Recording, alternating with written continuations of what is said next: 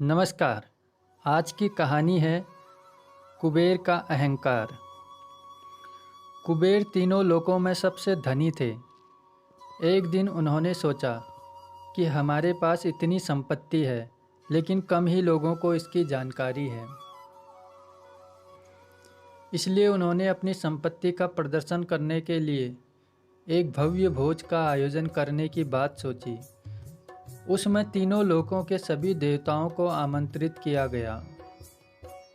भगवान शिव उनके इष्ट देवता थे, इसलिए उनका आशीर्वाद लेने वह कैलाश पहुँचे और कहा, प्रभु, आज मैं तीनों लोकों में सबसे धनवान हूँ। यह सब आपकी कृपा का फल है। अपने निवास पर एक भोज का आयोजन कराने जा रहा हूँ।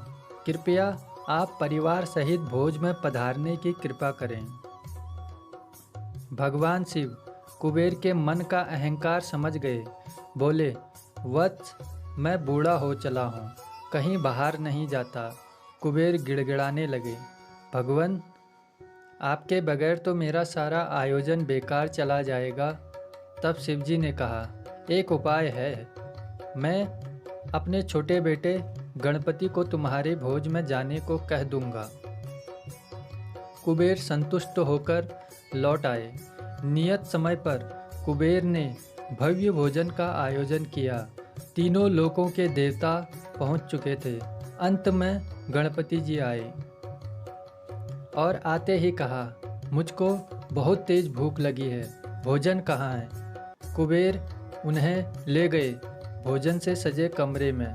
सोने की थाली में भोजन परोसा गया। क्षण भर में ही परोसा गया सारा भोजन खत्म हो गया। दोबारा खाना परोसा गया, उसे भी खा गए। बार बार खाना परोसा जाता और क्षण भर में गणेश जी उसे चट कर जाते। थोड़ी ही देर में हजारों लोगों के लिए बना भोजन खत्म हो गया, लेकिन गणपति का पेट नहीं भरा। वे रसोई घर में पहुँचे और वहाँ रखा सारा कच्चा सामान भी खा गए। तब भी भूख नहीं मिटी। जब सब कुछ खत्म हो गया तो गणपति ने कुबेर से कहा, जब तुम्हारे पास मुझे खिलाने के लिए कुछ था ही नहीं, तो तुमने मुझे न्योता क्यों दिया था? और इस प्रकार कुबेर का अहंकार चूर चूर हो गया।